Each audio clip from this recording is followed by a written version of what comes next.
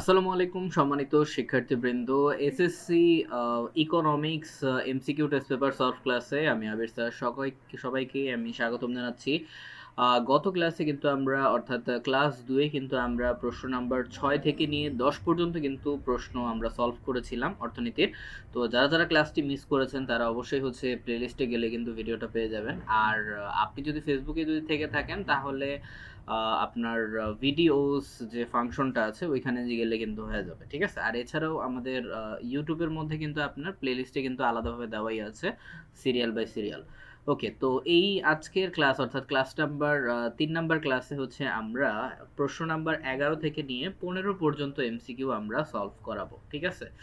ক্লাসটা খুবই গুরুত্বপূর্ণ আর ইকোনমিক্সে যাদের প্রবলেম আছে তাদের জন্য তো এটা আরো বেশি গুরুত্বপূর্ণ। ওকে, তো আমরা আর কথা না পারি আমাদের মূল ক্লাসে কিন্তু চলে যাচ্ছি। তো আমরা 11 নম্বর প্রশ্ন থেকে শুরু করব। তো আমরা 10 পর্যন্ত কিন্তু শেষ করেছিলাম। ওকে, তো 11 নম্বরটা দেখি। 11 নম্বরে আমাদের এখানে একটা চিত্র দেওয়া হয়েছে। ওকে, তো যারা মোটামুটি ইকোনমিক্সের চিত্র সম্পর্কে একটু আইডিয়া আছে তারা মোটামুটি ভালোভাবে বুঝে গিয়েছেন যে এটা কিসের ব্যাপারে বলা হচ্ছে।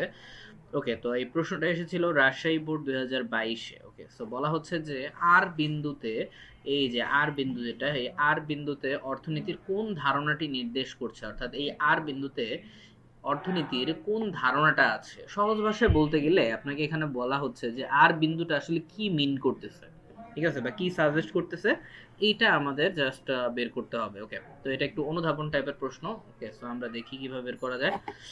আচ্ছা, তো আর বিন্দুতে অর্থনীতি কোন ধারণাটা নির্দেশ করতেছে। আচ্ছা, তো এখানে আমরা সিম্পল ভাবে দেখতেছি যে আর বিন্দুতে দুইটা বিষয় কিন্তু এখানে আছে, ঠিক আছে?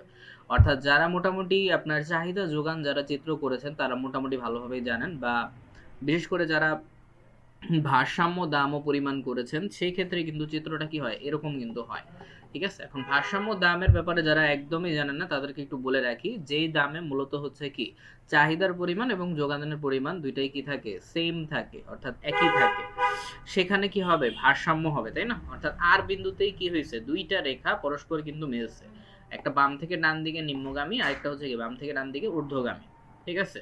তো তার মানে অবশ্যই এখানে কি বাজার চাহিদা তো সম্ভব না, এটা অ্যান্সার হিসেবে আমি নিতে পারবো না, বাজারের যোগানও হবে না, ক্রমহ্রাসমান প্রান্তিক উপযোগ, হ্যাঁ এটাও হবে না, আবার হচ্ছে অবশ্যই হবে কি ভারসাম্য দাম ও পরিমাণ, ঠিক আছে? তো এইটাই হবে আমাদের অ্যান্সার, ঠিক আছে? ওকে, তো আশা করি বিষয়টা ক্লিয়ার সবার কাছে। ওকে, তো আমরা 12 নম্বরে যাই। তো আশা করি ফার্স্টটা ক্লিয়ার। তারপরে যদি কোনো এমসিকিউতে যদি প্রবলেম থেকে থাকে তাহলে অবশ্যই কমেন্ট করে জানাতে পারেন, ঠিক আছে? আচ্ছা, তাহলে 12 নম্বরটা দেখি। 12 নম্বরে আমাদের বলছে কি আর বিন্দুতে, আচ্ছা সেম বিন্দুটাতে থেকে প্রশ্ন করা হচ্ছে।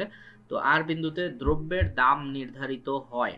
আচ্ছা, দ্রব্যের দাম নির্ধারিত হয়, এরপর 2 নাম্বার অপশনে বলা হচ্ছে যে চাহিদা ও যোগান সমান হয়, চাহিদা ও যোগান সমান হয় এবং হচ্ছে দাম হ্রাস বৃদ্ধির প্রবণতা থাকে না। আচ্ছা, আর বিন্দুতে যেহেতু আমরা জানি যে ভারসাম্য দাম আর পরিমাণ দুইটাই সমান হয়, তার মানে কি 3 নাম্বারটা রাইট।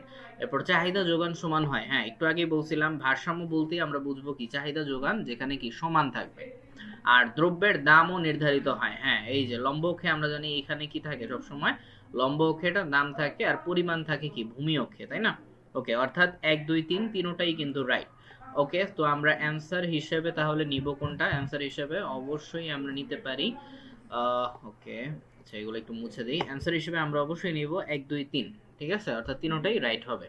ওকে, তো এই চিত্র টাইপের এমসিকিউ গুলো খুবই গুরুত্বপূর্ণ। ওকে, তো ভালোভাবে আপনারা প্র্যাকটিস করবেন, আর যাদের সৃজনশীল প্রবলেম আছে সমস্যা নেই, সৃজনশীল আমাদের আমি আলাদাভাবে ক্লাস নিব, চিন্তার কারণ নেই, তবে হ্যাঁ এমসিকিউটা বেশি গুরুত্বপূর্ণ, হ্যাঁ। ওকে, তো 13 নাম্বারে আসতেছি। হ্যাঁ, 13 নাম্বারে দেখি কি বলা হচ্ছে। এটাও ঠিক সেম বোর্ডেরই কোয়েশ্চেন। তো বলা হচ্ছে যে 13 নাম্বার, ভূমিবাদ ধারণাটির জন্ম হয় কোন দেশে। আচ্ছা, ভূমিবাদ মোটামুটি যারা থিওরি পড়ে অভ্যস্ত তারা বিশেষ করে এই প্রশ্নটার অ্যান্সার আশা করি দিতে পারবেন, বা একটু মনে মনে চিন্তা করে রাখেন, দেখেন আমার সাথে অ্যান্সারটা মিলে কিনা আপনার। তো 13 নাম্বারটা একটু দেখি। 13 নম্বরে বলা হচ্ছে যে ভূমিবাদ ধারণাটির জন্ম হয় কোন দেশে। এটা ইংল্যান্ড কিন্তু হবে না, ভারতও কিন্তু কি, ভারতও কিন্তু হবে না, ঠিক আছে? তাহলে অ্যান্সারটা কি হবে, অ্যান্সার জার্মানিও হবে না, তার মানে কি হবে, ফ্রান্স হবে, ঠিক আছে? ওকে, অর্থাৎ এই বিষয়টা আসলে হচ্ছে আপনার ফ্রান্সের সাথে কিন্তু রিলেটেড, ঠিক আছে, ভূমিবাদ ধারণাটা। আচ্ছা, এরপর 14 নম্বরে একটু আসি। 14 নম্বর প্রশ্নতে 14 নম্বরে বলা হচ্ছে যে কোন দ্রব্যের অভাব পূরণের ক্ষমতা। আচ্ছা, এই প্রশ্নটা খুবই গুরুত্বপূর্ণ। এটা হচ্ছে অনেক বোর্ডেই কিন্তু আসে, শুধুমাত্র রাজশাহী বোর্ড না, অনেক অনেক বোর্ডে কিন্তু থাকে। ঠিক আছে, আপনি যে বোর্ডেরই হন না কেন, এটা আসলে অনেক গুরুত্বপূর্ণ। দেখেন এটার উত্তরটা কি হবে। কোন দ্রব্যের অভাব পূরণের ক্ষমতা বা অভাব পূরণের সক্ষমতা, এই টাইপের যদি কখনো যদি প্রশ্ন করেন তাহলে হচ্ছে বুঝে নিবেন সেটা কি, কাকে নিয়ে বলা হচ্ছে। সেটা হচ্ছে কি উপযোগ সম্পর্কে বলা হচ্ছে। ঠিক আছে, কারণ আমরা হচ্ছে কি জানি যে উপযোগের সংজ্ঞাটা মোটামুটি আমরা আশা করি সকলে এটা জেনেছি যে উপযোগ হচ্ছে কোনো দ্রব্যের অভাব পূরণের ক্ষমতাকে বোঝায়, অর্থাৎ এমন কোনো কিছু যেটা কি আপনার অভাব পূরণ করতে পারে। ঠিক আছে, সেক্ষেত্রে কিন্তু চাহিদা কিন্তু হবে না। ঠিক আছে, কারণ চাহিদা হইতে হলে কিন্তু তিনটা শর্ত আছে, বিশেষ করে যারা চাহিদা বিধি বা চাহিদা রেখা সম্পর্কে পড়ছেন তারা ভালোভাবেই জানেন। আর উৎপাদন তো পসিবলই না, আর ভোগও কি না, পসিবল না। তো দ্রব্যের অভাব পূরণের ক্ষমতা যদি বলে তাহলে সেক্ষেত্রে অবশ্যই উপযোগ বসবে এটার অ্যান্সার। হ্যাঁ, আর ঠিক সেম ভাবে আপনার সংজ্ঞাটা ওইভাবে লিখতে পারেন যে কোনো দ্রব্যের অভাব পূরণের ক্ষমতাকে কি বলে, উপযোগ বলে। জাস্ট এতটুকু লিখলেই হবে। এটা সৃজনশীল জ্ঞানমূলক দুইটার জন্যই কিন্তু গুরুত্বপূর্ণ। ইভেন হচ্ছে এমসিকিউর জন্য তো আছেই। আচ্ছা, তো আজকে ক্লাসের শেষ এমসিকিউতে যাচ্ছি। শেষে বলা হচ্ছে যে 15 নাম্বারটা বলা হচ্ছে যে দরিদ্রের দুষ্ট চক্র ধারণাটির প্রবর্তক কে। ঠিক আছে, এটা রাজশাহী বোর্ড 22-এ এসেছিল কিন্তু, খুবই গুরুত্বপূর্ণ প্রশ্ন। তো দরিদ্রের দুষ্ট চক্র ধারণাটির প্রবর্তক কে। আচ্ছা, আমাদের এখানে চারজনের চারটা অপশনে চারটা অর্থনীতিবিদের নাম দেওয়া হয়েছে, তো দেখি আমরা কোনটা হইতে পারে। ওকে, তো দরিদ্রের দুষ্টচক্র ধারণাটির প্রবর্তক অ্যাডাম স্মিথ তো না। অ্যাডাম স্মিথ তো আমরা জানি এটা হচ্ছে কি অর্থনীতির জনক, তাই না? আচ্ছা, অধ্যাপক মার্শালও না। আর তারপর ডেভিড রিকার্ডো হবে না, তার মানে অ্যান্সার হবে কি র্যাগনার নার্টস। ঠিক আছে, দরিদ্রের দুষ্টচক্রের ধারণাটির মানে প্রবর্তক হচ্ছেন বা জনক হচ্ছেন র্যাগনার নার্টস। র্যাগনার নার্টস, ঠিক আছে।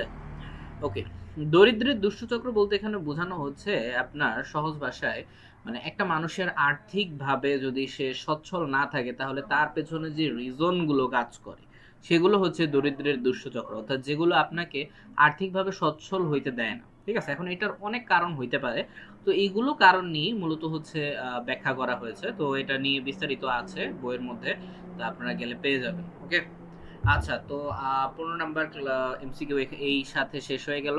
আর এর সাথে আজকে 3 নাম্বার যে ক্লাসটা সেটাও শেষ হলো। ইনশাল্লাহ নেক্সট ক্লাসে হচ্ছে আমরা 16 নাম্বার থেকে, প্রশ্ন নাম্বার 16 থেকে 20 পর্যন্ত আমরা শেষ করব। তো ক্লাস 4-এর জন্য আমন্ত্রণ রইল।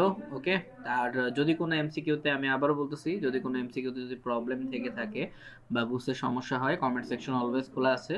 আর এছাড়াও চাইলে আপনি আমাদের ফেসবুক পেজের হচ্ছে ঠিকানাও দিয়ে দেওয়া হয়েছে। ওকে, চাইলে সেখানেও আমাদের সাথে জয়েন করতে পারেন।